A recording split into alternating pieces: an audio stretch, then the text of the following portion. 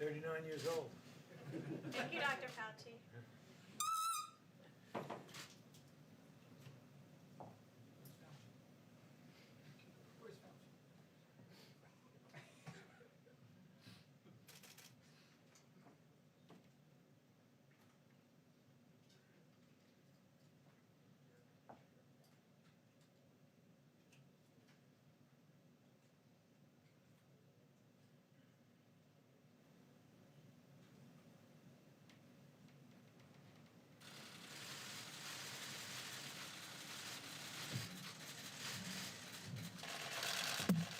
Thank you very much.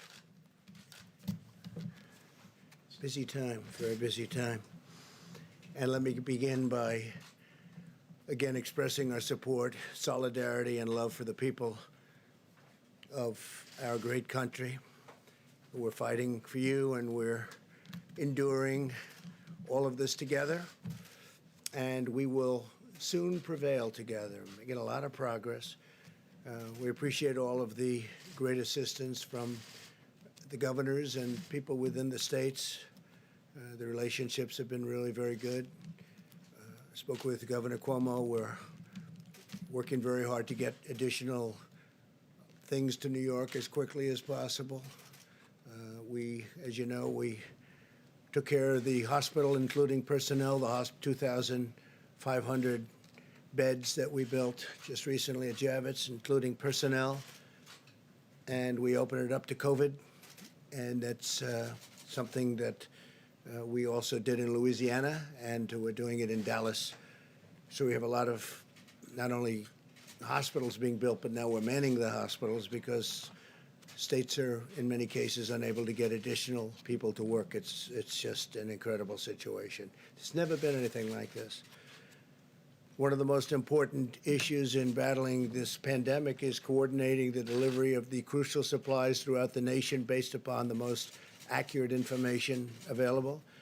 And we've got the best healthcare and disaster experts anywhere in the world, and everybody will tell you that. And we're dealing with big parts of the world and helping them also through this horrible situation. We're at 151, still 151 nations are going through it. We're working to ensure that the supplies are delivered where and when they're needed. In some cases, we're telling governors, we can't go there because we don't think you need it and we think someplace else needs it. And pretty much so far, we've been right about that.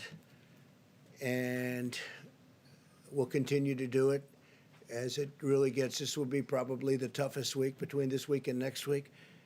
And there'll be a lot of death, unfortunately, but a lot less death than if this wasn't done, but there will be death. We're looking for an obvious focus in the hardest hit regions. Some of them are obvious and some aren't so obvious. They spring up, they come, and they hit you like you got hit by a club, an area that wasn't at all bothered. You look at what's going on in New Jersey. The governor's doing an excellent job, by the way, but how that sprang up. Every decision that we're making is made to save lives. It's really our sole consideration. We want to save lives. We want as few lives lost as possible. It's therefore critical that certain media outlets stop spreading false rumors and creating fear and even panic with the public. It's just incredible. I could name them, but it's the same ones, always the same ones. I guess they're looking for ratings. I don't know what they're looking for. So bad for our country. And so bad, the people understand it. You look at the levels and approval ratings, and they're the lowest they've ever been for media. It's so bad for our country, so bad for the world. You ought to put it together for a little while, get this over with, and then go back to your fake news. During a national emergency, it's just essential that the federal decision makers cut through the fog of confusion in order to follow the facts and the science. Many hospital administrators that we've been in touch with, even in the really hot spots, you know what they are communicating directly with us that their level of supplies are meeting essential needs. And at the current time, they're really thrilled to be where they are.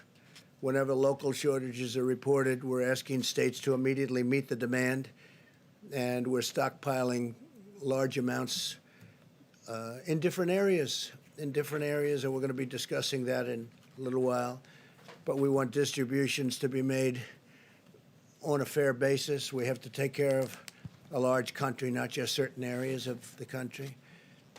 But no matter where, we've been there, and we've been there very strongly. I want to thank FEMA. I want to thank the Army Corps of Engineers. I want to thank our military for what they're doing. And we're going to be adding a tremendous amount of military to help supplement the states. Thousands of soldiers, thousands of medical workers, professionals, nurses, doctors. And it'll be a large number. We'll be telling them over the next very short period where they're going.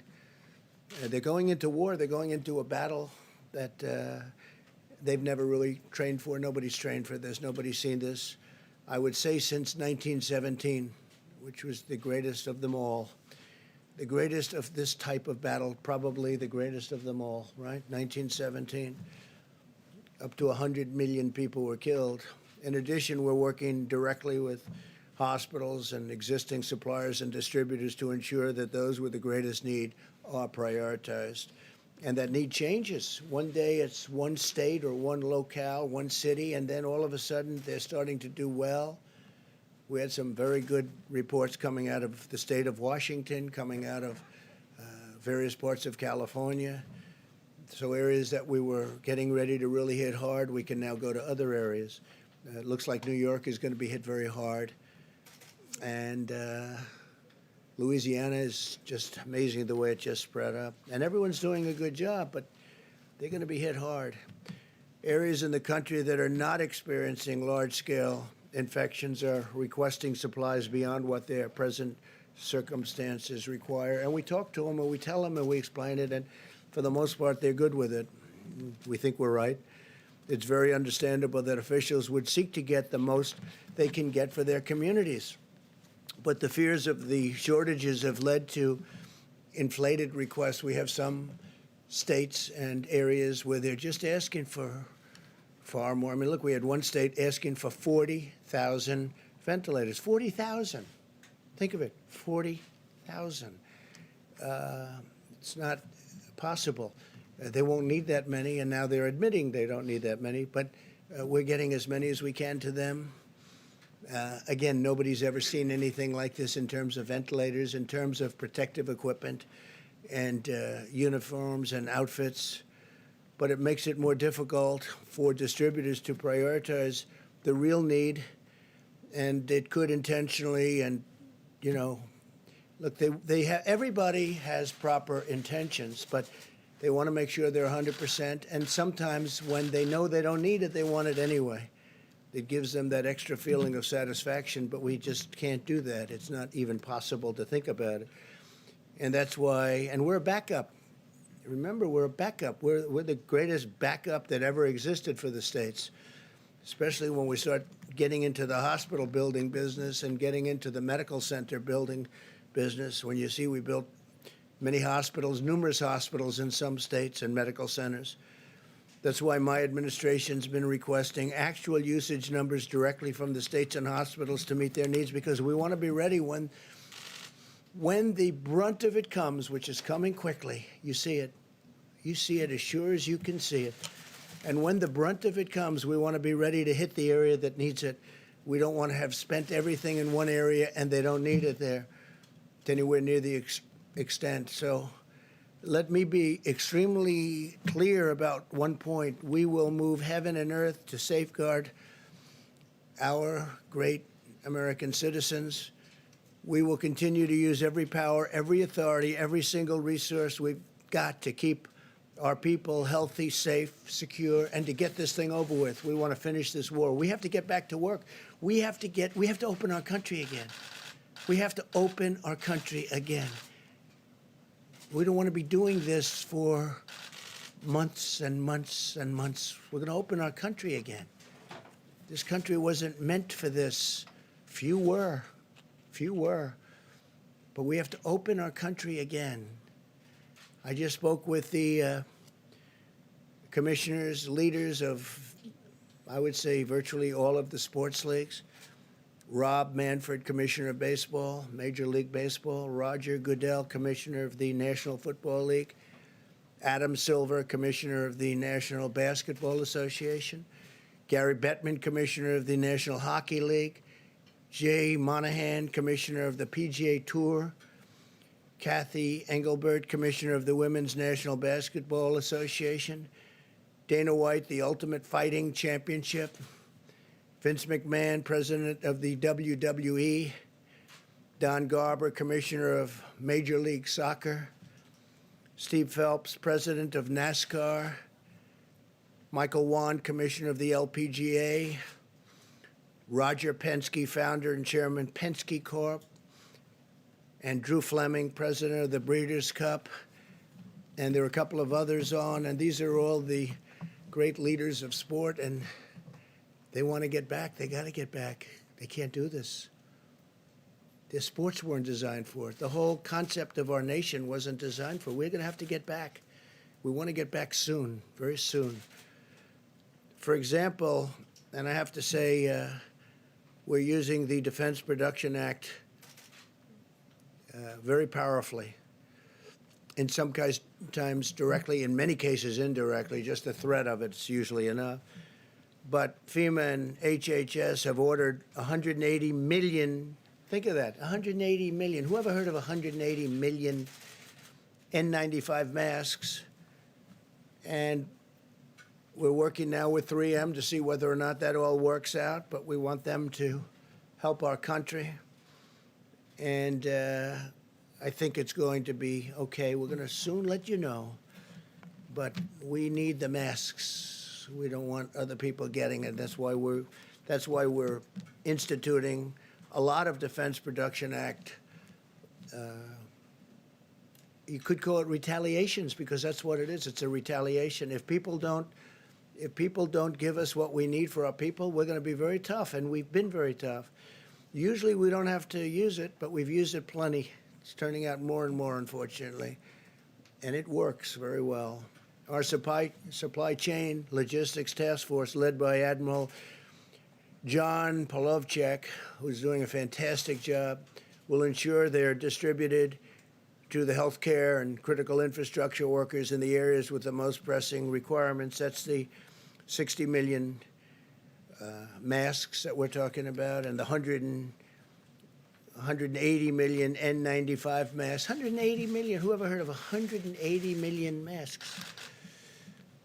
And this is a incredible thing. A lot of times, and we have to stop playing this game, if a governor wants 200 ventilators, and I say, no, we're going to send you 1,000. We think you need more than 200. And then the media meets with the governor, and they say, oh, you got more? Well, it's not enough. The president should have sent more. So he's asking for 200. We give him 1,000. They say, how's the president doing? He should have given more, because that's politics. That's politics. And that's unfortunate, because we can't play that game. And, you know, that's one party doing it, and the other party's happy. But they're all really happy, because they should have been doing this work themselves for a long period of time. Many of their cupboards were bare. With respect to the ventilators, FEMA and HHS continue to monitor the data on an hourly basis where provided by the states in order to most effectively target the distribution of supplies. We've been asking states to provide us with daily updates on the number of ventilators and their utilization rates, because some states have more ventilators than they need. They don't even like to admit it. They'll admit it when everything's over, but that doesn't help us very much. This data is vitally necessary so that we can ensure ventilators are getting to the right place at the right time. FEMA, HHS, DOD are developing resources within the next 24 hours. They will have a whole different set of criteria. Every day, it's different criteria. Every day, this horrible, invisible enemy changes a course. It changes course. If you were fighting the normal fight, you know what's happening. They hit one, they hit another state, they hit areas that you didn't expect, but we're watching it and we're capturing it. Our goal is to stay several days ahead of the needs in each state. But we can only do that if the cities and states utilize real-time local knowledge to provide timely and precise data about actual usage. So we have to be able to do that. And if a state has ventilators, as an example, that they know they're not going to need, they should give them over, and we should move them with the other ones. We have now 10,000 in our pipeline and stockpiled, 10,000 close. And we're moving some into New York, so we're going to need some additional. We're moving some into New York City and state separately, and we're bringing them to the point where they'll need them. I can also report that at my direction, 1,000 military personnel are deploying to New York City to assist where they're needed the most. That's the hottest of all the hot spots. New Jersey is right there. It's right next to it. And I don't know if that's overflow, but New Jersey's, it's a great state, and it's a crowded state also, where you have people on top of people. It's always tough, but we're bringing some of the ventilators. We got some for New Jersey just yesterday, and we're going to bring them some more, including doctors. We're getting doctors, nurses, respiratory specialists, and other support workers. These are from the military. We're taking people now out of our military. We've been doing it, but now we're doing it on a larger basis, and I want to thank Secretary of Defense Esper, who will detail some of what we're doing tomorrow and Monday. As the situation in Washington State continues to stabilize, we're returning a 300-bed federal medical station to a different location, so where we need it, and we appreciate that. They won't be needing it, and we appreciate them letting us know we're going to move it to a different location. It was already built. Many governors initially made large requests for federal support for their states in anticipation of a greater number of cases, but the residents of Washington State have done a really good job of following the federal distancing guidelines.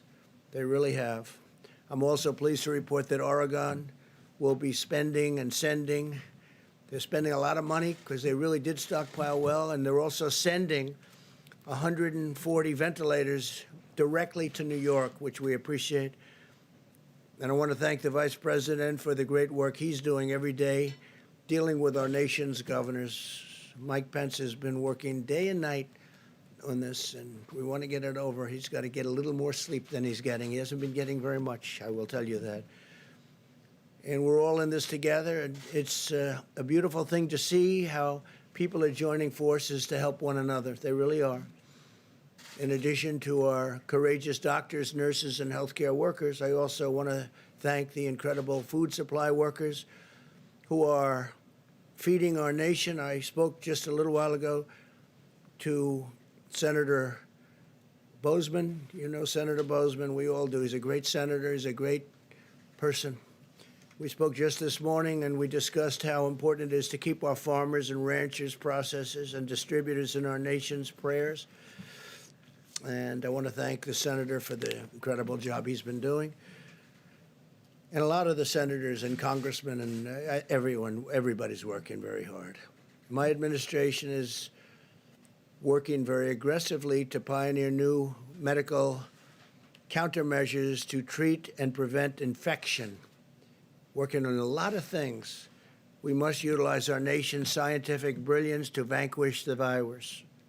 We have to vanquish the virus as quickly as we can, because we have a lot of things happening in this country, and we have a great future, but we have to get back to work. This week, the FDA established the Coronavirus Treatment Accelerator Program, which is expediting the development of new antiviral and other therapies, and they're doing it on a very rapid basis. And I think we're having some very good results. We'll tell you about that. HHS continues to speed the development of therapies derived from human blood that have the potential to lessen the severity or shorten the length of the illness. And as you know, last Saturday, the FDA also gave emergency authorization for hydroxychloroquine. And the hydroxychloroquine is I hope it's going to be a very important answer. We're having some very good things happening with it, and we're going to be distributing it through the Strategic National Stockpile. It's going into the Strategic National Stockpile to treat certain patients, and we have millions and millions of doses of it, 29 million to be exact. In addition to that, we're making it, and we're also getting it from various other locations and countries. In one case, I called Prime Minister Modi of India this morning. They make large amounts of hydroxychloroquine, very large amounts, frankly. And I said they had a hold because, you know, they have 1.5 billion people, and they think a lot of it. And I said I'd appreciate if they would release the amounts that we ordered, and they are giving it serious consideration. But they do India makes a lot of it. But we have already 29 million. If you look, I mean, that's a big number, 29 million doses.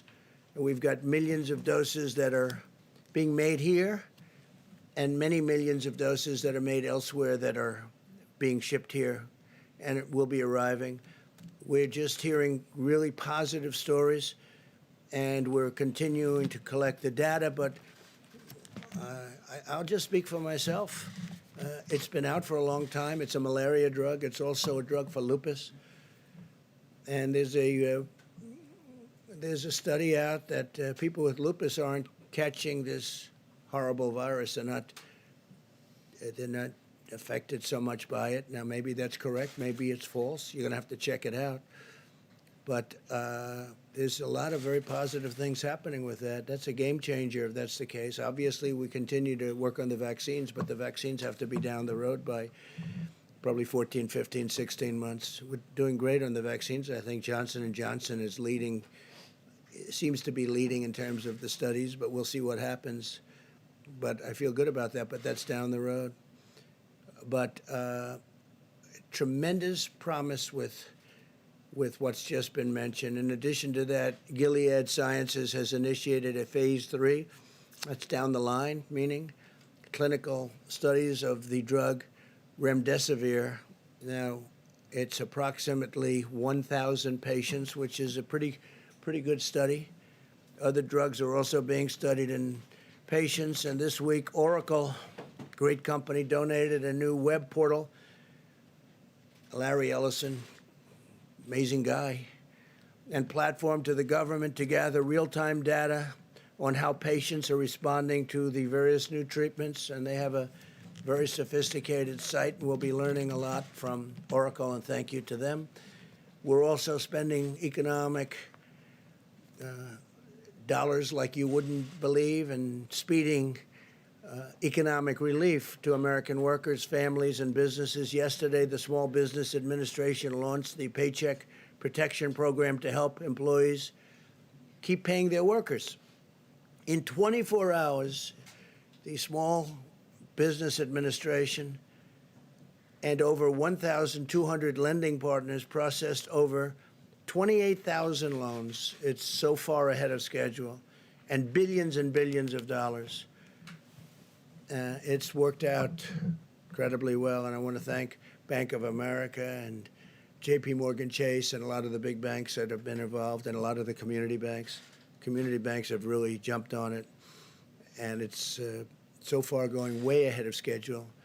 The SBA also clarified that faith-based organizations, including houses of worship, are eligible for the Paycheck Protection Program. That's great, as well as the Economic Injury Disaster Loan Program that you're familiar with, on the same terms as every other applicant.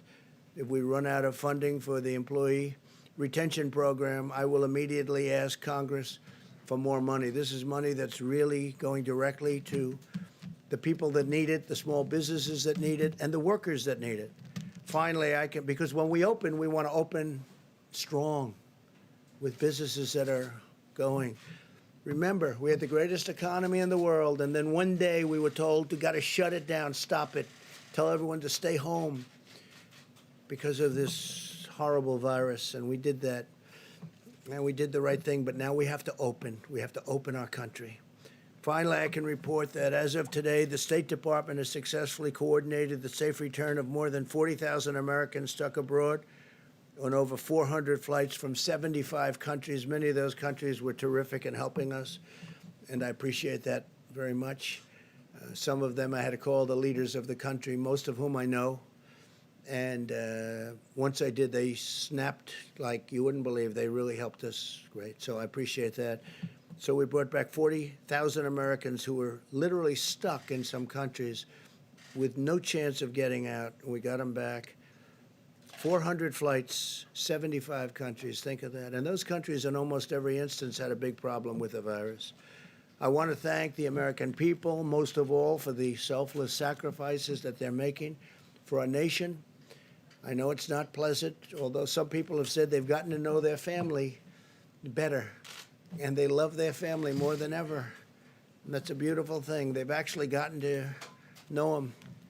They're in the same house with their family for a long time. I guess it can also work the other way, perhaps, but we don't want to talk about that. And I want to encourage everyone to keep following our guidelines on slowing the spread. Sustaining this war effort is, and that's what it is a war effort, is the patriotic duty of every citizen. While we may be more physically distant for a time, we're closer together in the heart and in the spirit. And through this great national unity is happening. We're having a great unity developing that a lot of people didn't think would be possible to develop like this. And we will conquer the disease and restore our nation to its full and glorious might. We're doing really well, and I'm very proud of everybody out there. We're very proud of you. It's something that nobody could have ever projected. It's been over 100 years that a thing like this has happened. And the problem with this one is the contagion. It's so contagious. Nobody's ever seen anything like that, where it's so contagious. You can be feet away and just talking to somebody and catch it. You can catch it. You know how long it can live on surfaces. So things that nobody even thought of, the level of contagion. So we're getting there. We're going to make sure that it's over soon. And just keep going. It's not going to be long. And thank you very much. And with that, I'd like to ask Dr. Hahn to speak. And he's been doing yeoman's work at the FDA. Thank you very much, Doctor. Thank you. Thank you. Thank you, Mr. President. I'm going to speak about hydroxychloroquine and the efforts around that. Just to preface, I'd like to echo what the President said about the American people and the resiliency and the just terrific work. Mitigation is such an important part of our fight against the COVID-19 virus. Last week, as the President said, we issued an emergency use authorization to allow the donated hydroxychloroquine to come into the country and enter the general circulation. We are prioritizing this drug to come in for clinical trials, also into general use for physicians, because as you know, physicians, based upon their interaction with the patients, their assessment of the risks and benefits, can write a prescription for hydroxychloroquine if they think it's appropriate for the patient. Being a physician, we do this all the time, and that assessment needs to be done between a patient and a doctor. And then the third portion is we wanted to make sure that these drugs were in the circulation, in the supply chain, so that people who have them or need them for the other indications, lupus, rheumatoid arthritis, had them available. So that was the purpose of the emergency use authorization. One other thing I'd like to mention is that we on Friday stood up a formal convalescent plasma program. We have a great deal of enthusiasm for that. There are some reports that this is of benefit to patients in other countries who have had the COVID-19 virus. And what this means is taking plasma from patients who've had the virus and who have recovered and transferring the immunity, the immunoglobulins, if you will, the immunity from that person to someone who's sick. And we're hopefully expanding that across the country. The Red Cross is involved in that program, and I think it shows a great promise. It needs to be studied like other things, but just like I said before, it provides hope. We don't want to provide false hope, but definitely hope. Thank you. Thank you very much, Mr. President. I'd like to just take a couple of moments to talk a little bit about the public health aspects and how it relates to what the President just said about the need for us to begin to at least think about returning to some degree of normality. And that has to do with what's going to be happening as we end this week and we go into next week. You will be seeing, and we should not be surprised because the kinetics of how this virus works is that we're going to be seeing that there are going to be deaths that are going to continue to go up. But as I mentioned to this group and to the general public multiple times, there really is a cascading of events where you have new cases, hospitalizations, intensive care, and deaths. So at the same time that we may be seeing an increase in deaths, we want to focus on the effect of mitigation is really the number of new cases. And that's what we're going to be thinking about and looking about. So we're going to pay close attention to that, and hopefully the kinds of mitigations that we're talking about are going to have the impact to allow us to begin to think about maybe changing a bit. So the question arises is the mitigation working? So let's look historically and then just look at the reality of it. Clearly in the countries, China included, that have implemented since very strict kinds of programs of mitigation, clearly it works. In our own country, we've seen indication of that in Washington. Remember, Washington State was the first to get hit, but they put in a really good program of mitigation. And if you look at the charts that Dr. Berg showed the other day, they're still down there doing well. And the reason is, again, what I've said before, but I think it's worth reiterating, that we have two opposing forces here. The virus, which wants to do what the virus wants to do. Viruses transmit from people to people. When people are separated from each other, virus does not transmit. It doesn't go anywhere.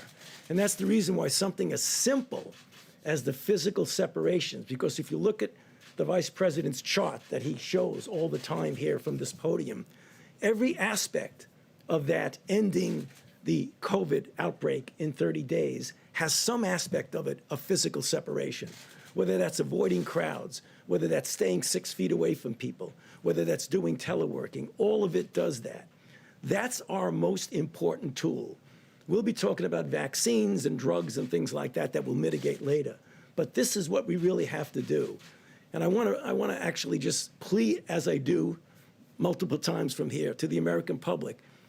You know, as sobering and as difficult as this is, what we are doing is making a difference. So we really need to continue to do that. I must tell you, I was just mentioning to the Vice President as we came in, last night when I wasn't here, I went out with my wife and actually did a little power walking down Massachusetts Avenue. For those who live in Washington know what I'm talking about. And we passed a couple of restaurants where people were getting takeout food. The restaurants were closed to people going in, but they were open to takeout. And I saw something that absolutely made me feel really, really good. They were separating themselves by at least 6 feet. In fact, some of the restaurants had little things on the floor that said, stand here and then stand there. And I think if we as a nation pull together to do that, hopefully when we keep coming back here at these press conferences, we'll be able to show you that that curve that we keep talking about is going in the right direction. And I'd be happy to answer questions later. Thank you. Thank you. Okay, please. You said earlier that the virus is springing up in areas you did not expect. Yesterday you said some states in the country are not in jeopardy. The fact that this is unpredictable, isn't that an argument for every state to have one of these I don't stay-at-home think so. orders? Look, there are some states that you have great distance, natural distance, big land, few people, and they're in very good shape. And if there is a case, they can quarantine that person, or that person will be separated, will be brought to a hospital, a secure area. So you do have different cases as opposed to a New York or Los Angeles. Los Angeles is doing incredibly well, by the way. But areas where you have lots of people tight together, it's a big difference. So no, they're different. There are many different cases. Please. Mr. President, you mentioned the military off the top. So 1,000 troops going to New York, and then are we expecting other mass deployments around the country? And then is it just the Army? Is it? No, not mass. Many of the places are really in great shape. They really have done a fantastic job, and we may add to the 1,000, but New York will be getting about 1,000 military people, nurses, doctors, lots of other people, because that's what they need. Yeah, and that's medical. No, medical military. Medical military. Please. Sir, you tweeted earlier today that you liked the idea of a second coronavirus task force that was focused on reopening the economy. Thinking about it. So I was wondering if you were planning to go forward with that. Thinking if you about it. Getting a group of people, and we have to open our country. You know, I had an expression: the cure can't be worse than the problem itself. Right? I started by saying that. And I continue to say it. The cure cannot be worse than the problem itself. We got to get our country open. Reopening, can you talk about your call with the sports commissioners? Did you say you'd like to see people back, fans back in arenas in as soon as Absolutely. August? I want fans back in the arenas. I think it's by whenever we're ready. I mean, as soon as we can, obviously. And the fans want to be back too. You know, they want to see basketball and baseball and football and hockey. They want to see their sports. They want to go out onto the golf courses and breathe nice, clean, beautiful, fresh air. No, the Think that people can be I back can't based tell on you. the I can't science tell that you a you're date, seeing? but I think it's going to be sooner rather than later. But and you know, we're not going to have separation for the rest of our times on the planet. We need it for this period of time, but eventually people are going to be able to occupy those seats in arenas next to each other, like we have for all of my life and all of your life. They want to sit next to each other at restaurants. They don't want to be, 6 feet away. And some restaurant man called up. He said, I'm worried because I have a small restaurant with not too many seats. I think he said 120.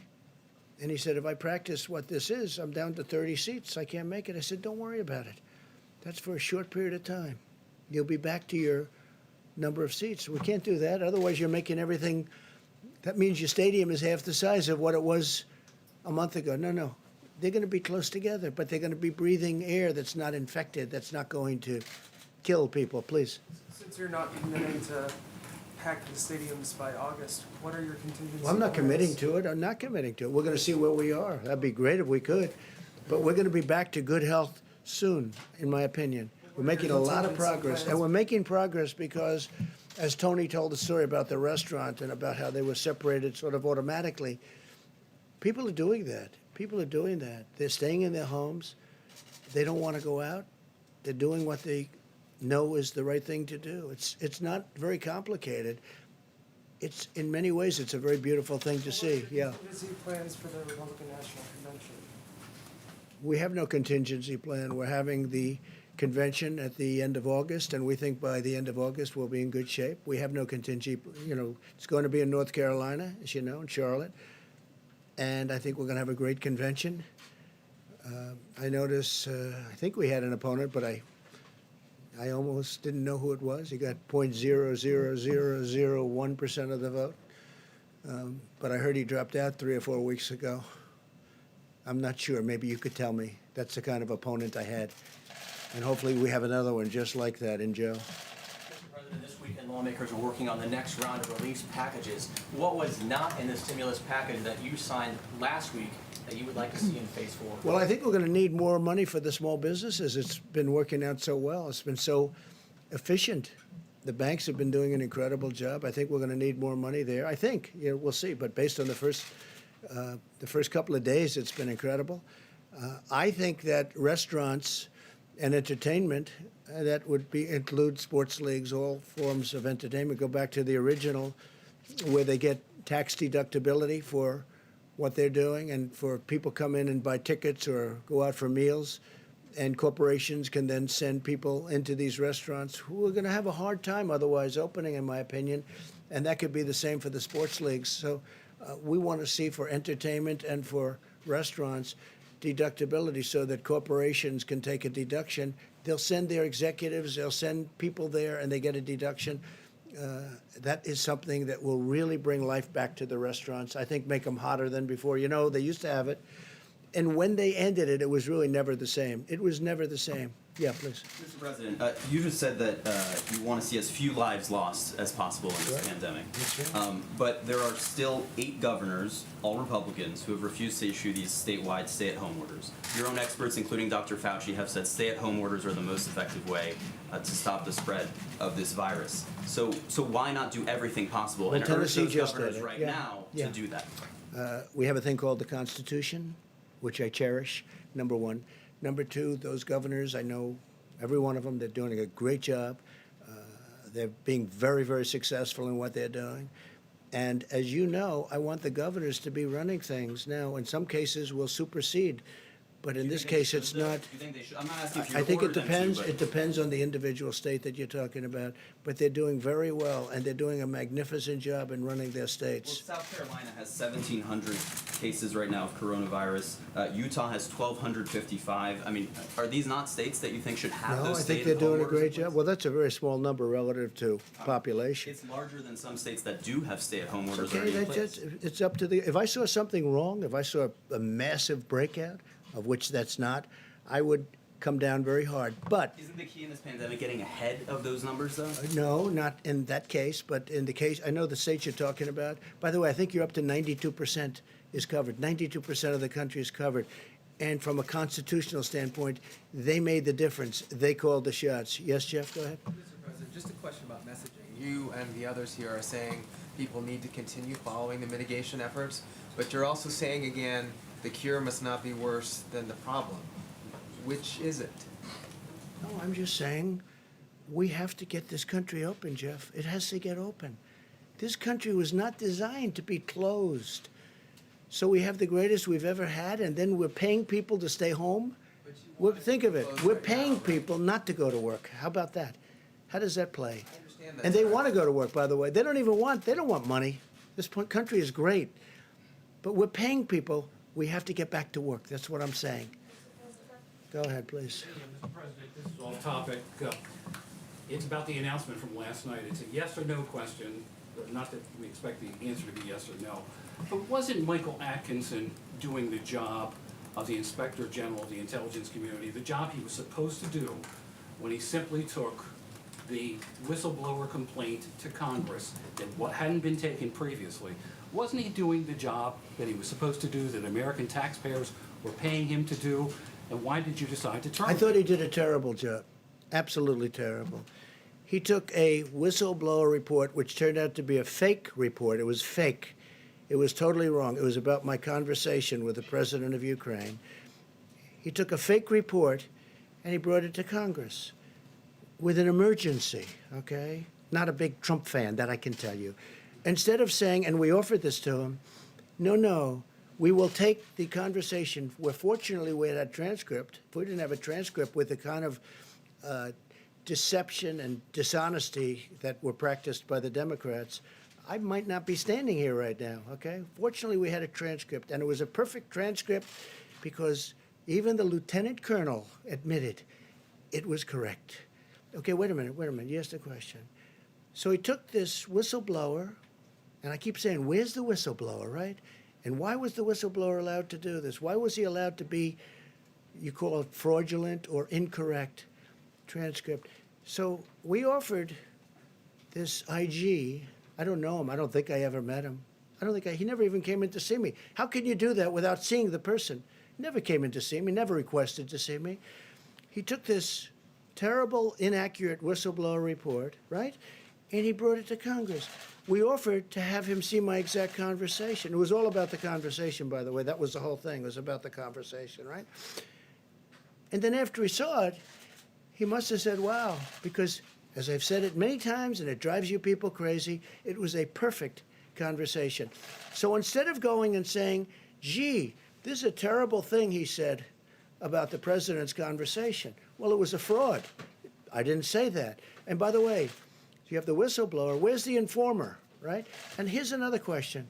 Remember, before I gave the transcript, in other words, before I revealed the real conversation, where's the second whistleblower? Remember the second wait. There was going to be a second whistleblower. But after I gave the conversation, he just went away. He miraculously went away. Where's the informer? Because there was going to be this informer. Maybe Schiff was the informer. You ever think of that? He's a corrupt guy. He's a corrupt politician. So listen, I say this. Where's the informer? Remember, the informer was coming forward. But I gave. Because, see, I did one thing that surprised everybody. This gentleman right here said, boy, that was a shocker. I revealed the conversation. I got approval from Ukraine because I didn't want to do it without their approval. And they said, absolutely, you did nothing wrong. By the way, President of Ukraine, foreign minister, said he did nothing wrong. And over that, with 196 to nothing vote by the Republicans, not one dissenting Republican vote, dishonest Democrats impeached a president of the United States. That man is a disgrace to IGs. All right, let's go next, please. He's a total disgrace. Did you run by your decision to dismiss the Inspector General by Senator? Okay, we'll get off this because people want to talk about what we're talking about. But let me just tell you something. That's my decision. I have the absolute right.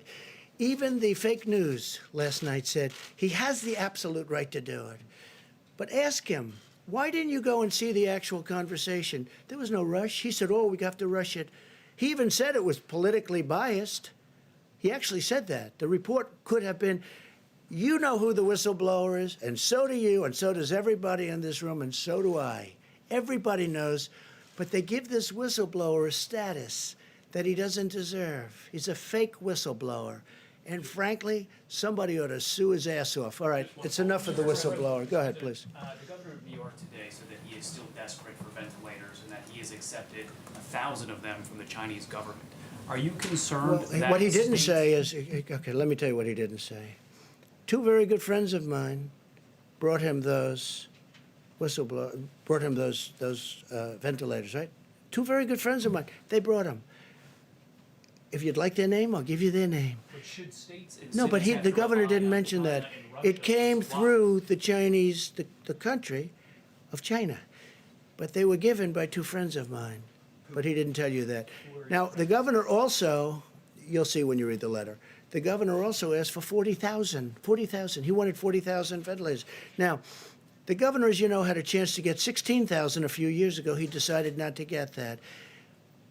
The state of New York has asked for help. I've given him 4 hospitals, 4 medical centers. Then I gave him an additional hospital. Then I gave him military people to operate the hospital. They were not supposed to be COVID hospitals. The ship is not. Interesting thing happened with the ship. People aren't in accidents because there's nobody driving. There's nobody taking motorcycle rides down the West Side Highway at 100 miles an hour. People are away. So people aren't being injured. Now they're asking whether or not we could open up the ship for COVID. We have given the governor of New York more than anybody has ever been given in a long time. I'll just say, I was going to say in history, but in a long time. And I think he's happy. But I think that, because I watched what he said today, and it was fine. I wouldn't say gracious. It wasn't gracious. It was okay. I must tell you, Gavin Newsom has been gracious. Los Angeles, California, the job we've done, and all of California. Why does that matter if they're gracious or not gracious? If It they need doesn't matter. supplies? It doesn't matter. But I think when we've given as much as we've given to New York, somebody should say nice. I'll tell you who's been very nice. Mayor de Blasio has been very nice. He understands what we've given him. We brought him some more ventilators, too, yesterday. But nobody has been given like New York. And I think, I know he appreciates it. He just can't quite get the words out, but that's okay. When he says that he needs 40,000, Please, go ahead. If I may come back to Dr. Fauci's comments on... To which one? Dr. Fauci's Yeah. comments on mitigation. On the reproductive value of the virus, the WHO had it at, I think, 2 to 2.6. Others had it a percentage point or 2 higher. Do we have a new number now based on those mitigation techniques? Have we managed to bring it down? Well, Deb, I think maybe you should answer that, right? Dr. Birx, please? Yeah, sure. Go ahead. You know, it's an excellent question, and it's why all of the modelers, and I really want to thank them again, they're reevaluating all of their models in light of the level of the impact of the mitigation. Remember, none of us had really been through this before. So when we modeled school closures and distancing and staying at home and all of these pieces, that had never really come into the model before. They're working on that very diligently now. Of course, just to be clear, we won't know how valid the models are until we move all the way through the epidemic. What we're triangulating right now, and instead of working on R naught, we're looking at testing and triangulating testing, test positive cases, hospitalizations, ICUs, and of course, the recoveries, because that's also very important to us. I think it's very important that the American people know that there are equal number of states with less than 5% positives despite high levels of testing. So there are states that are mitigating and making this work. There are also the states that you know of, the 18 states that have the larger outbreaks, and we're watching them very carefully, triangulating for them all of the information to ensure that clients who come to the hospital are cared for. And then there's states in the middle that we're trying to figure out, are they changing or not? Each of those states and each of those epidemics within those states may have a different R value. And that is what we're trying to figure out, and it's very variable on each of these factors. But the bottom line is, and I think going into this weekend, it's really important for the American people to know this, Spain and Italy are moving through this. They are seeing their number of cases drop. They're seeing the number of people in hospitals drop. We are about, on our models and on the actual data, about 12 days behind them. At the same time, we see in the United States really good case studies of the impact at Washington State, of California, and then a series of smaller states where we're trying to learn from them how to do surveillance. And with these new HHS, Abbott ID Now kits, and I just want to thank Admiral Giroir for getting them out, being able to look at testing in a more comprehensive way so we can be doing surveillance and mitigation simultaneously so we can answer that very question. It's going to be very difficult to answer at this moment across the United States because each metro cluster is on a different pathway as they move through the epidemic. And I think we just really ought to emphasize through, because we see Italy, we see Spain moving through, and we hope to be in that same position. At the same time, as the president said, he's concerned about every single person that is succumbing to this virus. We all are. And that's why we're making sure that in this triangulation, they're tracking minute by minute. When we say FEMA and HHS is tracking minute by minute the ventilator, hospital, and ICU bed need, that's exactly what's happening. And also being flexible and responsive. To have DOD take 1,000 healthcare providers out of their medical corps is a very big deal. I was in the medical corps for 29 years. We never did that. So this is saying we respect and understand the importance and value of the American lives and doing that. But the R values will be variable by state. Can I just follow up? A week ago, we were talking about a county by county. Before I do that, you had breaking news last night. You know that, you saw that, where I think the probable presidential candidate for the Democrats will be Joe Biden. And he agreed that I was correct when I stopped people from China very early, very, very early, from coming into our country. And Dr. Fauci said that was a very big moment because it would be a much different picture we have right now had we allowed thousands and thousands of people from a specific area, I don't have to go into it, from China, to come in highly infected. It would have been a very different thing. The other thing, so I appreciate the fact that he did, because I was called xenophobic, racist, I was called many things when I did that very early. And I got a lot of credit for it in the Federalist, because the Federalist covered the whole journey. And they said Trump was, I didn't speak to the author, respected author. They said Trump was right at every single move. And on top of that, he was going through a fake impeachment, a hoax. I was going through a hoax when I made the decision. And that does take a little time, and certainly a little thinking time. But I appreciated the fact that Joe Biden announced last night that he now agrees that I was correct. You saw the report come out that I was correct when I stopped people from China coming in at a very early date. President, can we talk about the Captain Crozier of the USS Roosevelt? Which one? What? Captain Crozier, captain who was removed as the commander of the USS Roosevelt. I don't know if you saw the videos of sailors cheering for him as he left. Our reporting shows that some sailors have said that they are worried to re-enlist because they are not convinced that commanders are taking care of their health and taking care of them. No. What do you say to them? Well, I And don't know how much does about it. how I does can only removing tell this you this. captain- Here we have one of the greatest ships in the world, nuclear aircraft carrier, incredible ship with thousands and thousands of people.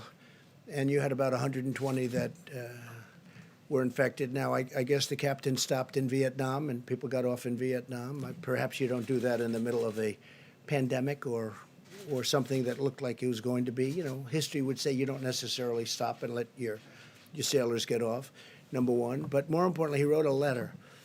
The letter was a 5-page letter from a captain. And the letter was all over the place. That's not appropriate. I don't think that's appropriate. And these are tough people. These are tough, strong people. I thought it looked terrible, to be honest with you. Now, they made their decision. I didn't make the decision. Secretary of Defense was involved, and a lot of people were involved. I thought it was terrible what he did. To write a letter? I mean, this isn't a class on literature. This is a captain of a massive ship that's nuclear powered. And he shouldn't be talking that way in a letter. He could call and ask and suggest. But he stopped in Vietnam. A lot of people got off the boat. They came back and they had infection.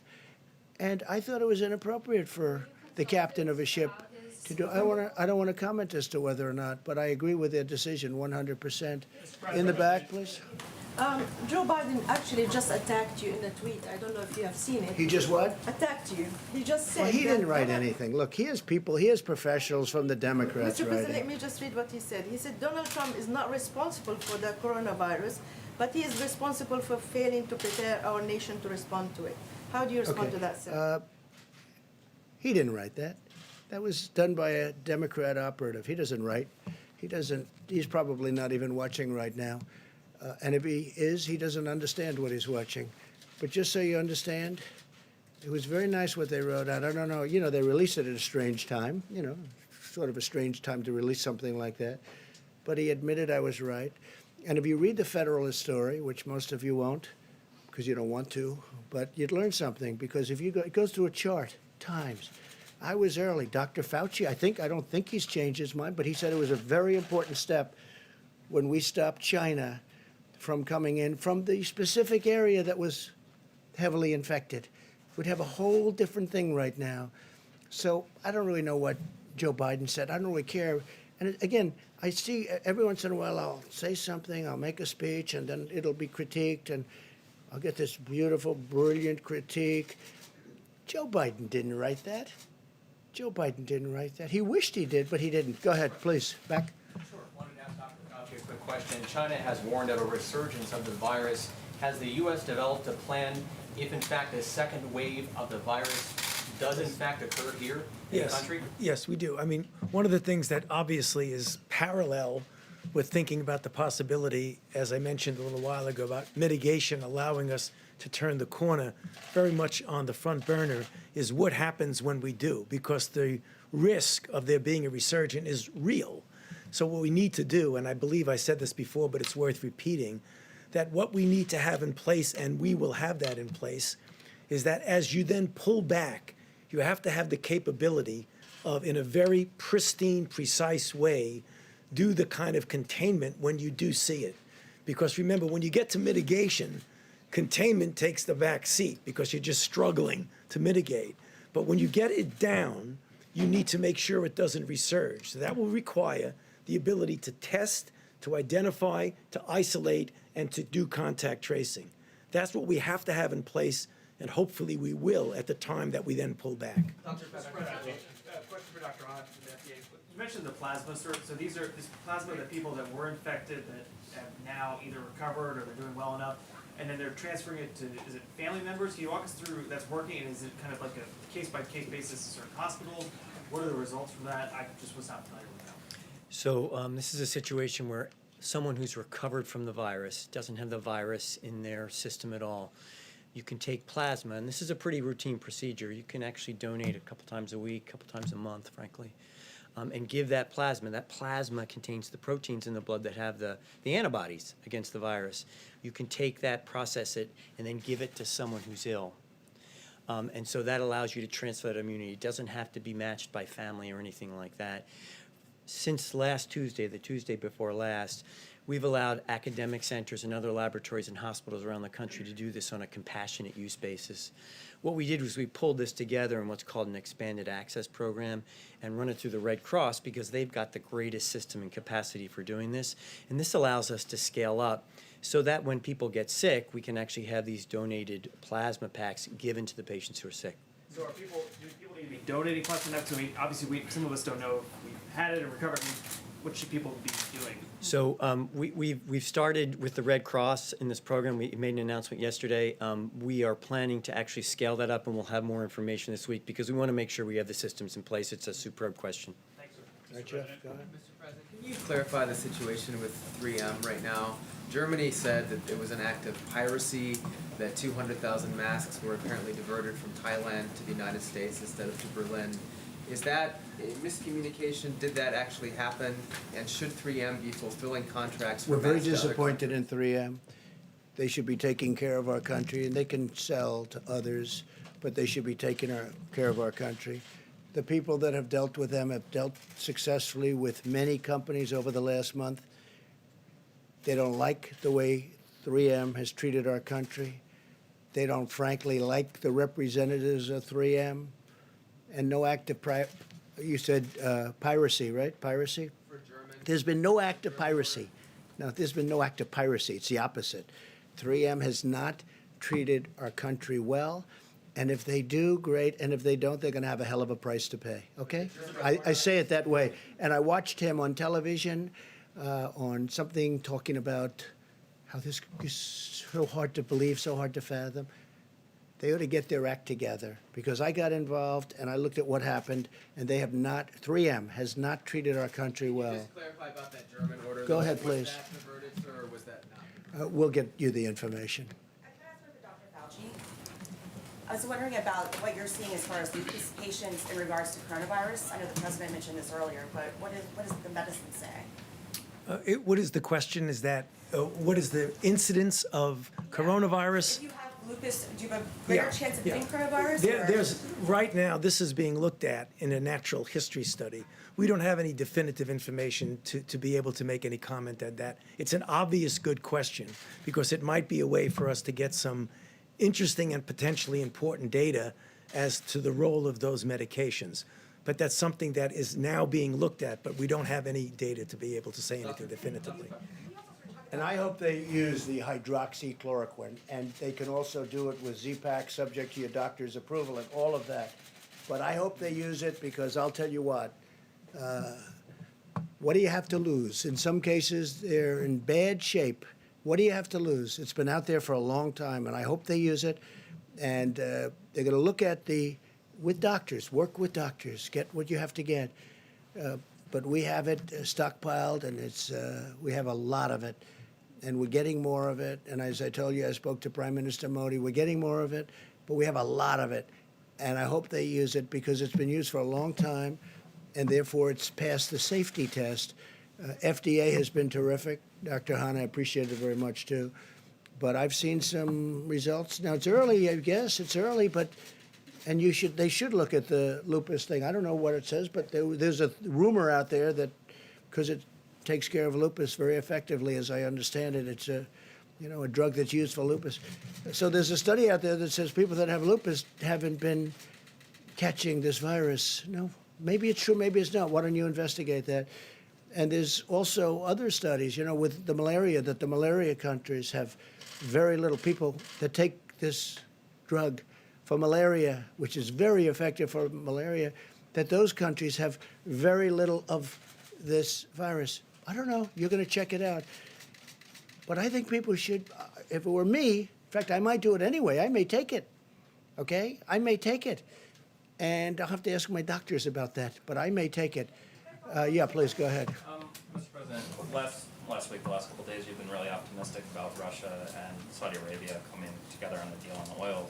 but in the last 24 hours, the OPEC Plus meeting's been pushed back. They've traded some really Well, critical. OPEC can do whatever. Look, I've been against OPEC all my life. Because what is it? It's an illegal, you could call it a cartel, you could call it a monopoly, there's a lot of different names for it. But it broke down very violently. Very violently. So I don't care about OPEC. I really don't. I couldn't care less about OPEC. Let me just say, no. I think they're going to settle it. You know why? Because they're going to be destroyed. They're destroying themselves if they don't. Russia, it's a very important, and we had a very good conversation, President Putin and myself, very good. But Russia, a big part of their economic well-being is from oil. Well, oil is at a record low. Nobody's ever seen anything like it. It's actually lower than you even think. And it's to their advantage. Obviously, it's to Saudi Arabia's advantage. They told me they're discussing, Saudi Arabia went much further than that. He thinks that a deal is going to be made at 10 million barrels reduction, and maybe more than that. He actually indicated it would most likely be much more than that. So we'll see what happens. I mean, we're going to see what happens. But as far as OPEC is concerned, I mean, I was against OPEC for years and years because I thought it was very unfair to our country. The beautiful thing is we have built one of the great, one of the things we've done is created so much we produce. We're the #1 producer in the world right now. I don't like it for a different reason, because it's going to hurt a lot of jobs in our country, this price. It's going to hurt a lot of jobs. Now, with all of that being said, people are going to be paying 90 cents a gallon. Did you ever hear of that? What's that, 1952 or something? All right? So from that standpoint, but you know what? I am a big believer in our great energy business, and we're going to take care of our energy business. And if I have to do tariffs on oil coming from outside, or if I have to do something to protect our thousands and tens of thousands of energy workers and our great companies that produce all these jobs, I'll do whatever I have to do. Okay, yeah, ma'am, go ahead. Yeah, you tweeted a little while ago about how sad it is for kids they don't have Little League right now. But I'm wondering if you're willing to share about your youngest son and how he's dealing with life and sheltering in place, not going to school, no sports. Well, he's a good athlete, and he loves soccer, and he's like everyone else. I mean, everything's shut down. He's in his room. He's happy, but he's not as happy as he could be. He'd like to be playing sports, Barron. And let's see what happens. But we have to get back. We have to get back. Remember that. We have to get back, and we have to get back soon. Okay? On the jobs reports numbers. You guys ever stop? Do you want to keep going for a little while? Huh? I mean, do you ever stop? How many times you ask? And in many cases, it's the same. Actually, a lot of good questions. Go ahead. In the jobs But keep going, yes? Yes, sir. So you're not going to blame me that I kept it going too long? People said, oh, he kept it. Every time you'll ask it, no. I mean, no, it's amazing. Tony, every hand went up. I thought we've gone through the I think every single hand went up the last time. You know what it shows you? It shows you that you love what you do. Go ahead. We do love what we do, sir. You do. No, you do. And some of you do it well. Not all of you. Go ahead. I'm not looking at you, by the way. So we did get the jobs reports numbers yesterday. Obviously, that's kind of a small portion because it's only the first half of March. Was there anything in there that was any sign of optimism? Obviously, we all saw the numbers, down in retail, down in hospitality. Was there anything that you said, okay, maybe with this virus we will see some sort of net gain? Look, the job numbers are what they are. We asked everybody to go home, don't work. So the numbers are going to be, astronomical. We understand that. I understood that. I know somebody said the numbers are meaningless, and then they took that to mean, oh, jobs don't mean anything, and it was just another fake news story. It wasn't me that said it, by the way. It was a very smart person, but they meant it by saying it really is what. That's why I answer your question very carefully. The numbers are what they are. We know the numbers were going to be massive because we told everybody to go home and lock your door, essentially, right? Don't come to work. You can't come to work. Don't go outside. Don't breathe. Don't do anything. We got to open up our country. But I know that it's coming back. And in my opinion, it will come back very strong. There's a tremendous energy. There's a tremendous demand. And some good things have happened. I mean, I don't know. There's one habit that, as you know, most of you, a lot of you have covered me a long time before I did this. I was never a big believer in shaking hands. But I decided if you don't shake hands, you're not going to be winning a lot of contests. Right now, I'm not sure you have to shake hands anymore. A couple of people have told me, Deborah, you told me, that if we didn't shake hands, the incidence of flu's a big deal also, and that flu might be cut down in half. Who knew that shaking hands was such a bad thing? I felt it. I mean, I always felt it. And, you know, I was never to a point where I can't shake somebody's hand. I knew people like that too, but there weren't too many of them. But when I ran for office, all of a sudden I'm shaking hundreds of hands. And if I don't, I wouldn't even be standing here. But I think that's a custom that maybe people don't have to. We have to get close together. We have to sit together at the stadiums. We have to sit next to each other and wrestle. All that stuff is going to happen. But I think the concept of shaking hands maybe is something that's going to be a little bit from the past. Let's see what happens. Maybe they'll go right back to shaking hands. My last question today, how about that? Good. Is there anything you want people to do to show their support, especially we have two doctors up there, to show their support for the medical community? Is there something that, we've seen people clapping when nurses leave, I've seen Well, people we've make- seen a lot of that. You might say something that I have seen such support. I saw this morning where everyone's they're clapping for fire department, they're clapping for police, but they are really these people are you know what they're like? They're like Tony. They're like warriors, Mike. They're like warriors. They were going into Elmhurst Hospital, which has been tragic, right near where I grew up in Queens. Going in, and the people in buildings are going. I mean, they're the rock stars. They're warriors. Nurses, doctors, first responders, what they're going through. And they don't even know what's going to happen. I mean, they go in, and by the way, even if they have great equipment, they're catching it. You know, great equipment. They have good equipment, they catch it. They catch it with good, with bad.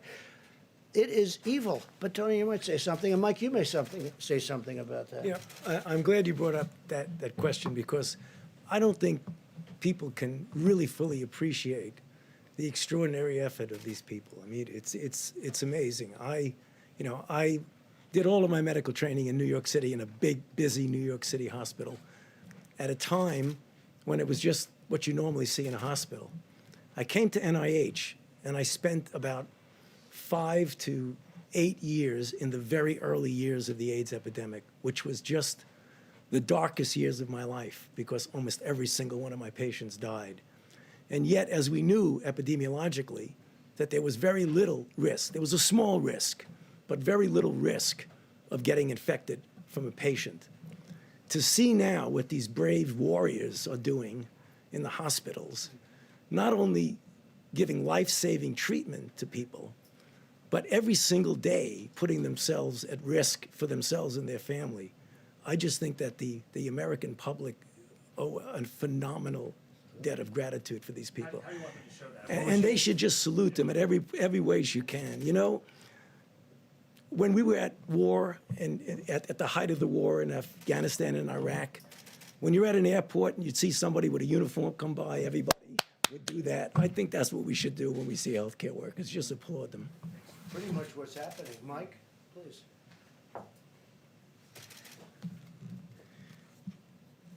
The stories are incredibly moving about what healthcare workers are doing every day.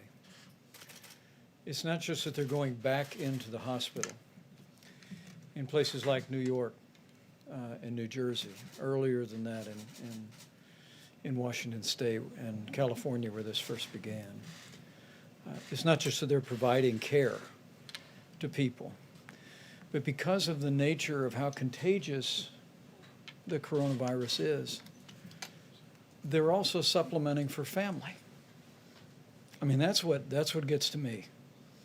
When I hear the stories that, understandably, in nursing homes and in hospitals, they're restricting visitors, and they should, to prevent the spread of the virus to be brought into the hospital or to be brought out. And so to hear the stories of healthcare workers who are holding up an iPhone while someone who's critically ill with the coronavirus may well be saying their last goodbyes to their family, and then to be there in those moments. I mean, our healthcare workers they're not just doctors and nurses today, they're supplementing for family, for people all across the country. And I just think, tomorrow's Palm Sunday. It's Holy Week in the great Christian tradition. And I have people ask me from time to time, send me an email or on the many conference calls that we have, they said, what can we be praying about? And my first thought is with the families who have lost loved ones and the patients who are struggling with coronavirus. But during this very special week, I just encourage people to pray for our healthcare workers. Pray for them and their families. They are really the hands and feet every day, not just of healthcare, but of the heart of the American people. And we are all grateful for them every hour of the day. And think also about the Army Corps of Engineers. That's a little different, depending on where they are and where they're working. But the Army Corps of Engineers, throwing up a hospital in New York City, 2,500 beds in 3 days? I mean, think of that. And FEMA, what they're doing. And the National Guard is now delivering for the states because the states were unable to get, we'd drop it at a big warehouse where we're told to drop it. And the states were unable, some of the states were unable to bring it from the warehouse to the site. So we got the National Guard to become a delivery service, if you can believe it, and they would bring it. And some of those sites were dangerous sites. They were very dangerous sites. Think of that. It's been amazing. It's been amazing. I just think, I've never seen anything like it. I'm so proud of this country. And really, it's a world problem, and some countries in the world are just handling it so well. You know, again, I keep saying it's 151. That was as of 2-3 days ago. It's probably more. Some people said they didn't know there were that many countries. That's how big this is. And Mike said something else. So, yeah, Palm Sunday, tomorrow. Think of it. We're not going to churches on Palm Sunday. But think of next Sunday, Easter. And I brought it up before. I said, maybe we could allow special for churches. Maybe we could talk about it. Maybe we could allow them with great separation outside on Easter Sunday. I don't know. It's something we should talk about. But somebody did say that, well, then you're sort of opening it up to that little, do we want to take a chance on doing that when we've been doing so well? But Easter Sunday, Palm Sunday, I'm going to be watching tomorrow live from Riverside, California, great church. But I'm going to be watching on a computer, right? On a laptop. I think on Easter, maybe I'll be watching from a laptop as opposed. So how sad is it that we have Easter Palm and Easter Sunday, and people are watching on laptops and computers? It's sad. But the job that this whole country has done is amazing. But I'll say this, our medical professionals, what they've done, because they walk into those hospitals, you see them putting on their gear, and they're putting it on as they're walking through the front doors. And some of those people are going to die. They're going to die. It's like incredible. And we can say what we want, Tony and Deb, about young and medium-aged, and there are plenty of those people dying too. It generally hits the older people where they have problems. It hits young people too, and it hits middle-aged people too. But these people are walking into hospitals, and I watch. I think it's incredible. And they're putting their outfit. They're getting it, and they're going in. It's like a war.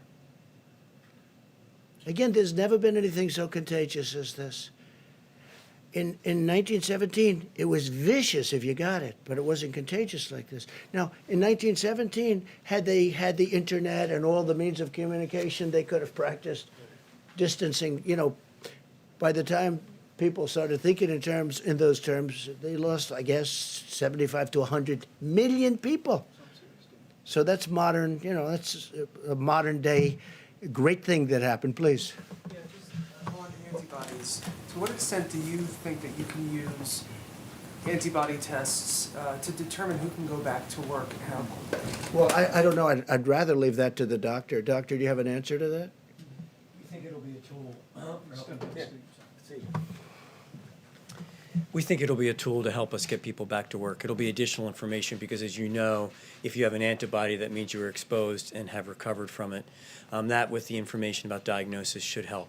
But how quickly can you scale up this testing to determine on a large scale how many people can go back to work and have these antibodies? So as you know, a couple weeks ago, we provided a great deal of regulatory flexibility around this. A lot of great developers have been working on this. Dr. Burks put a call out to the academic labs around the country to do this, and we've been working very closely with a number of manufacturers. So we think that it can be scaled up relatively quickly. Okay, Mr. President. Mr. President, a question for Dr. Fauci. In a recent interview, you had said that you knew the 15-day guidance would not be enough. I wanted to ask your confidence level about the 30-day guidance and whether it'll be enough.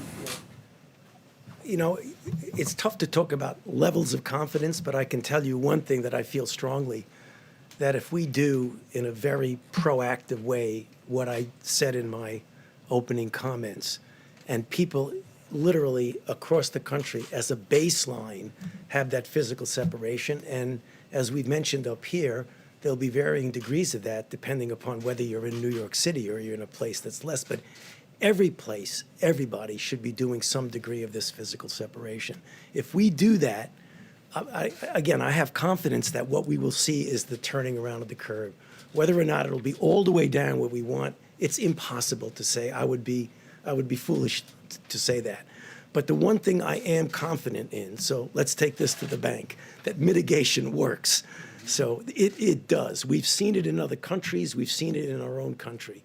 And that's the reason why I keep coming up at every chance I get to plead with the American people to please take a look at those guidelines that the Vice President keeps putting up with his chart, because every single one of those points has something to do with physical separation. And mitigation does work. But again, we're not going to destroy our country. We have to get back.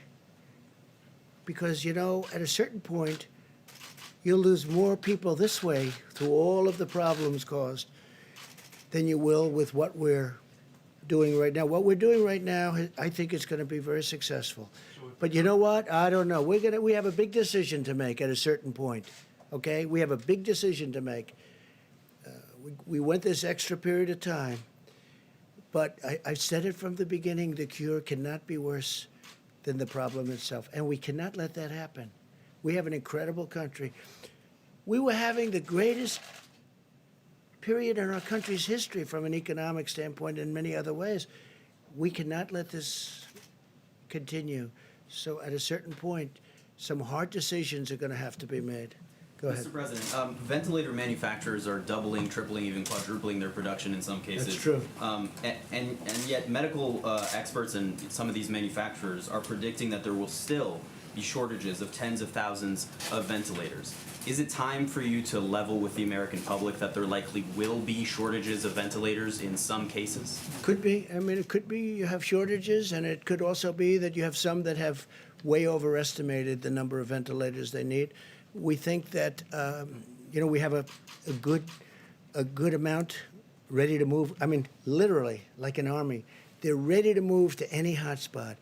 But some of the ones that you're talking about, always a nasty question from CNN, but some of the ones, yeah, because I think that, frankly, you know, because you know what, you've asked that question about 10 times over the course of about a month. Look, we're mobilized and ready to go.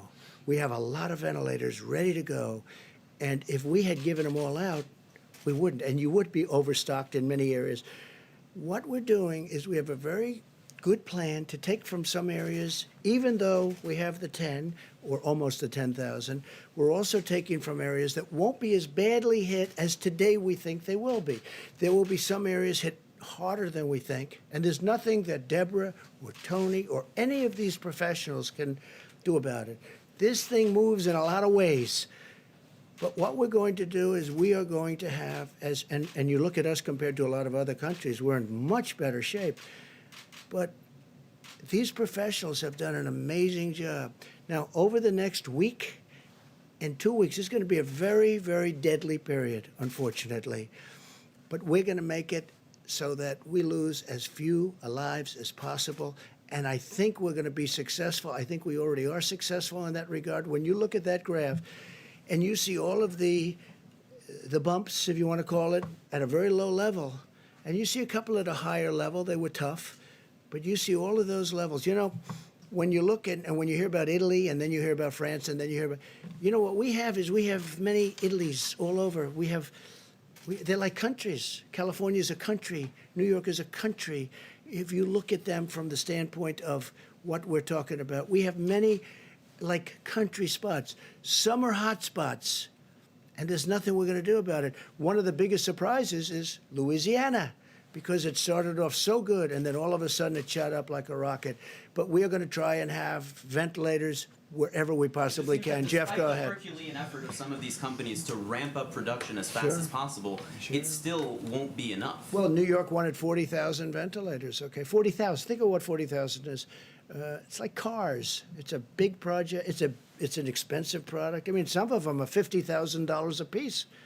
I saw one the other day, 55,000. That was before they start playing the games with supply and demand. Okay, some are very, very. You call them luxury. Some are not. But frankly, these are very expensive products. These are very high-tech projects and products, and they take a period of time. We have thousands of them being built right now. Some will be ready. And we're going to have extra, and we'll keep them at hospitals. But a lot of hospitals, a lot of states had the chance of getting ventilators, and they turned those ventilators down so they could spend their money at something else. And in a way, I understand that, because who thinks a thing like this? It's not a knock. If I'm told, like perhaps New York, you can spend $1 billion on ventilators and get 16,000 or a massive number of ventilators that they've been offered over the years, or you can build a new bridge or road or something. I mean, I understand how that works. I'm not blaming anybody. I'm just saying a lot of the states had chances of stockpiling a lot of ventilators. They didn't do it, and I think we're doing a very good job in helping them out. Please, Jeff.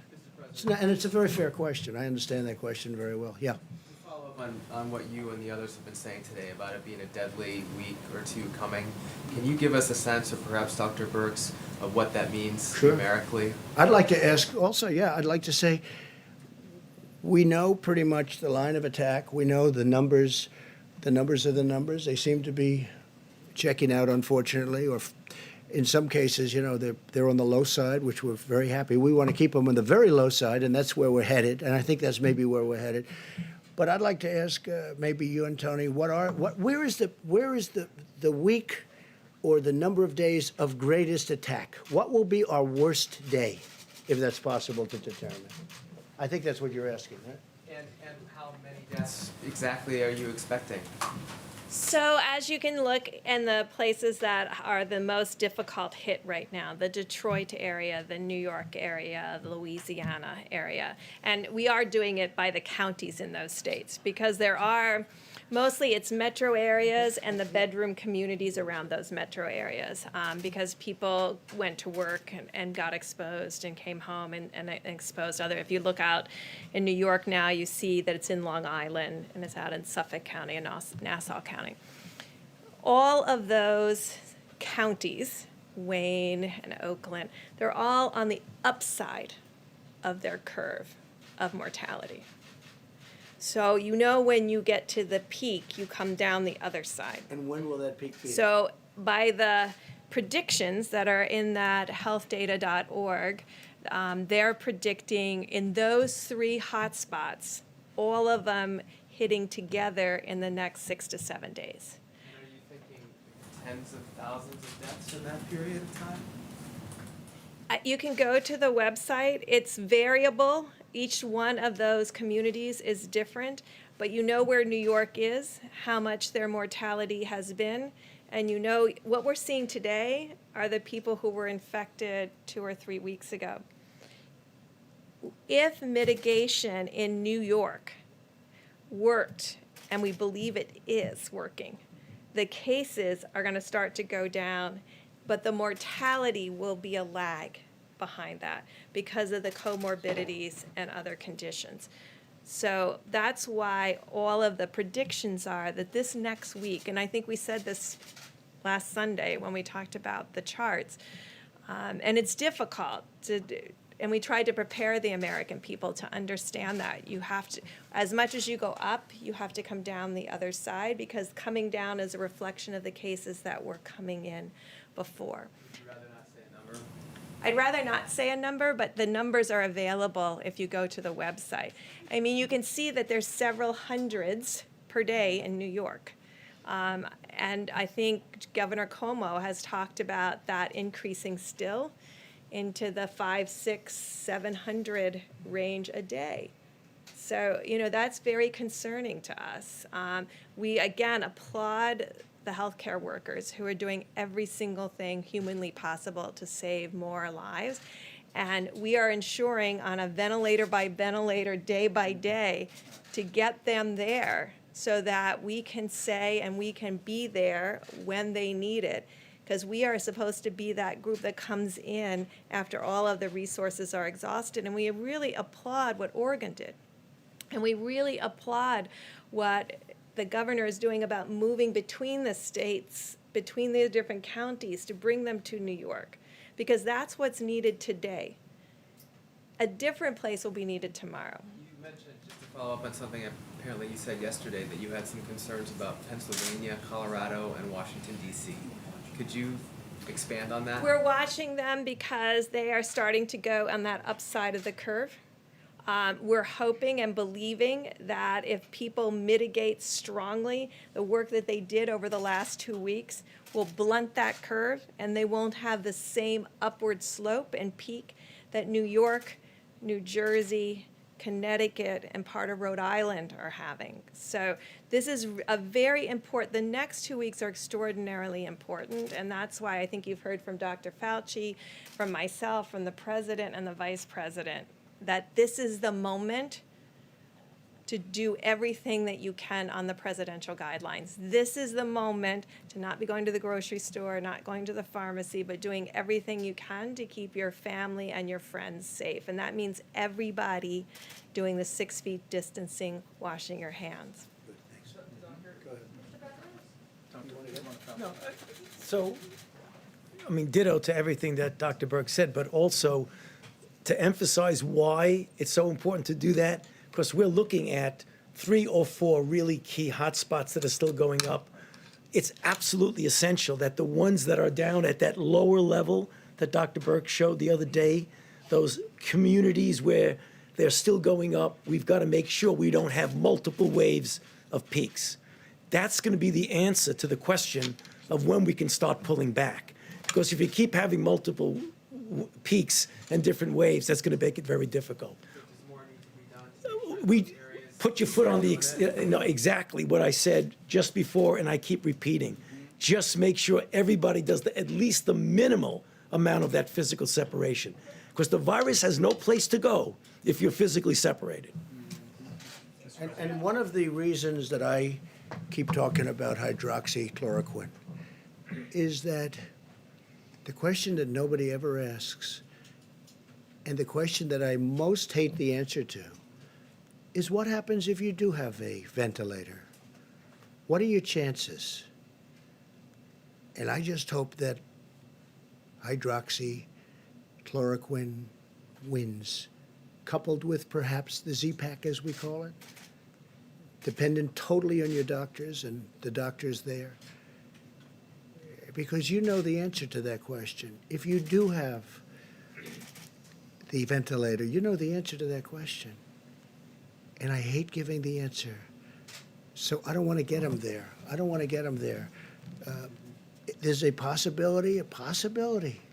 And I say it. What do you have to lose? I'll say it again. What do you have to lose? Take it.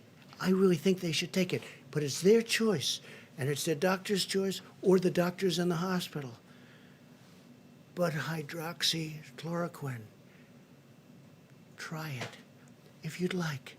The other thing, if you have a heart condition, I understand, probably you stay away from the Z-Pack. But that's an antibiotic. It can clean out the lungs. The lungs are a point of attack for this horrible virus. But when you have a ventilator, don't ask the answer because I hate it. If you have it and it's working beautifully, I don't like the answer because it's not a very high percentage. So I want to keep them out of ventilators. I want to keep them, if this drug works, it will be not a game changer because that's not a nice enough term. It will be wonderful. It'll be so beautiful. It'll be a gift from heaven if it works. Because when people go into those ventilators, you know the answers, I know the answers, and I'm glad you don't write about it. Mike, please. Well, you've heard from the experts what our task force has heard, that it's going to be a difficult week for the American people. You will see testing increased around the country, and so cases are going to continue to rise across America. And before I give a few facts relevant to an earlier question about ventilators, let me add my voice to what the President just said and what all the physicians who've spoken has said. Even though we see the losses rising in the days ahead, do not be discouraged, because there is evidence across the country that Americans have been putting the social distancing and mitigation into practice, and it is making a difference. We are seeing it in the new cases that are being reported. Because remember, families that experience loss up to this day and in the next week have a loved one who contracted the coronavirus, in most cases more than 2 weeks ago. In many cases before social distancing and mitigation efforts were put into effect. And so we want to encourage you, believe in the President's coronavirus guidelines for America. Go to coronavirus.gov, print them off again, put them on the refrigerator, and remind yourself to put them into practice. On the subject of ventilators, if I can amplify the point the President made, our team at FEMA is doing a remarkable job working with governors, state health officials, and local hospitals, particularly focused on our priority areas. We'll refer to the New York metro area, which includes New Jersey and Connecticut. We're focused on the New Orleans metro area in Louisiana. We're focusing on Detroit. We're focusing on Chicago. These are the areas where we see the significant rise in cases.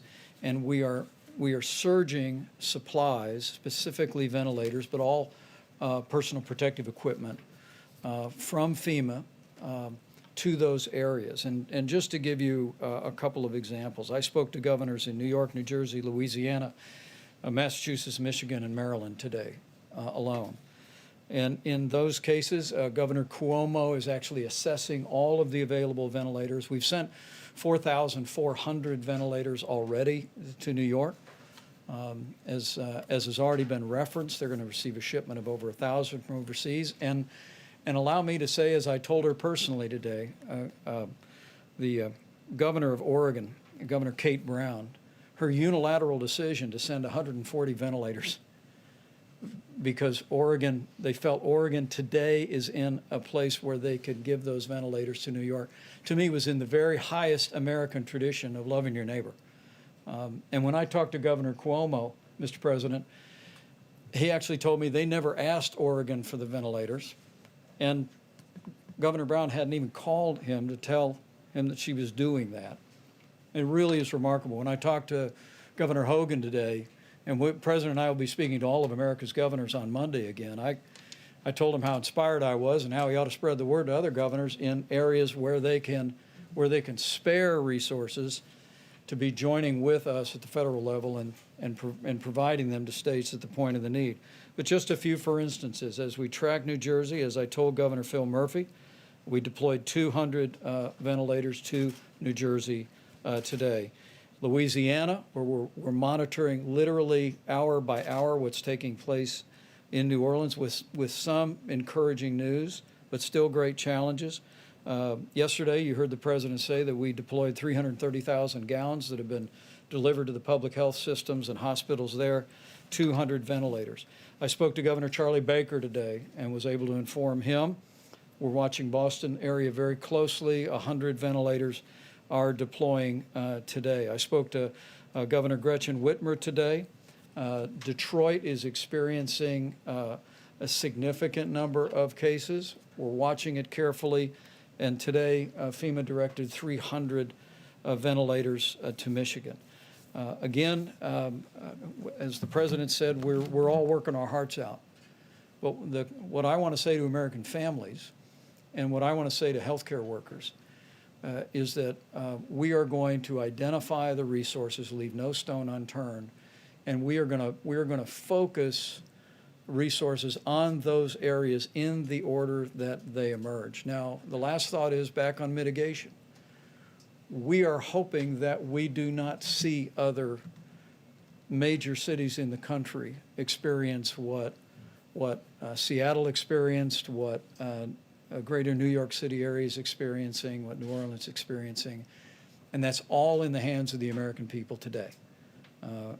So I just want to encourage you, coronavirus.gov, put into practice the president's coronavirus guidelines, and you will do your part to save lives, protect the American people, and ensure that we will have the resources to meet this moment wherever the need should arise. Mr. President, you spoke earlier about the SBA loan program that got up and running yesterday, but we're hearing from a lot of small business owners a lot of concerns about whether they will get this money. Some say some of the banks weren't ready yesterday to start processing loans.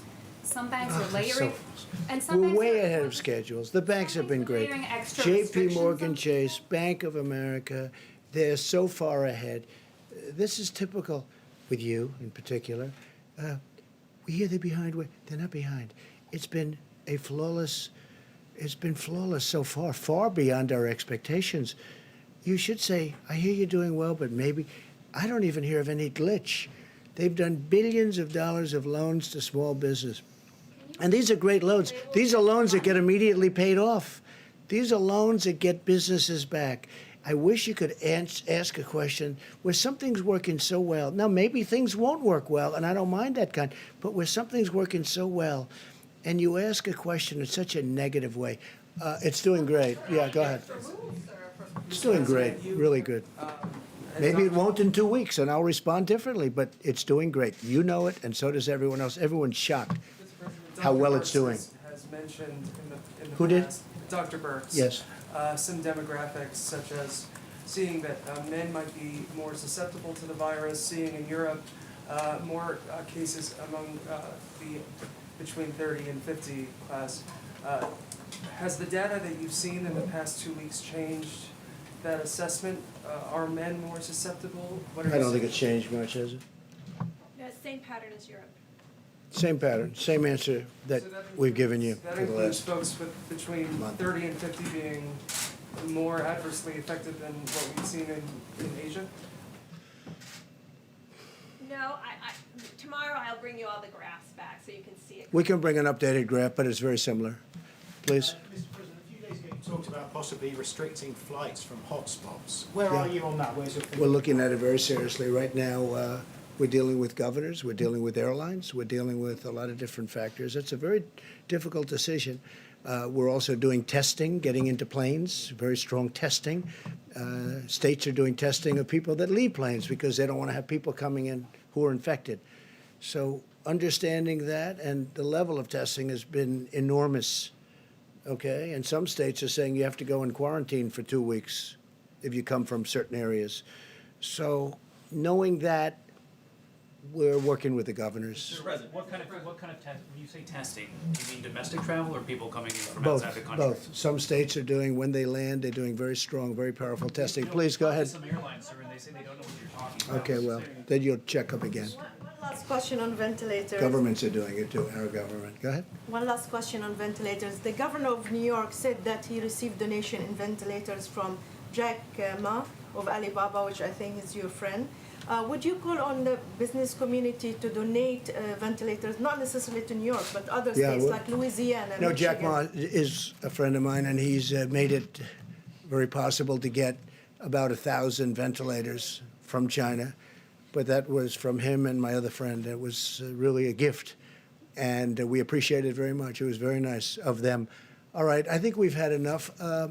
We'll be seeing you very soon, and I'm sure that you know that all of us are going to be working very hard. We're working very hard. We are really coming up into a time that's going to be very horrendous, probably a time like we haven't seen in this country, wouldn't you say? I mean, I don't think we've seen a time like this in the country. And we're getting to that point where it's going to really be some very bad numbers. We want to keep those numbers a lot lower than they would have been, and we will do that. We have tremendous talent working. We have tremendous people, and that includes governors. That includes everybody. Everybody's working. But unfortunately, we're getting to that time when the numbers are going to peak, and it's not going to be a good-looking situation. I really believe we probably have never seen anything like these kind of numbers, maybe during the war, during a World War, World War I or II or something. But this is a war all unto itself, and it's a terrible thing. We will be seeing you soon. We'll keep you totally abreast. We're also going to be releasing new ventilator numbers because we have a lot of them coming and a lot of them going to different locations, and we appreciate it very much. Thank you. Thank you. On the testing backlog. Dr. Birx, just a quick question. Are we in that 24-hour window yet? C-SPAN has round-the-clock coverage of the federal response to the coronavirus pandemic, and it's all available on demand at cspan.org/coronavirus. Watch White House briefings, updates from governors and state officials, track the spread throughout the U.S. and the world with interactive maps. Watch on demand, anytime, unfiltered at cspan.org/coronavirus.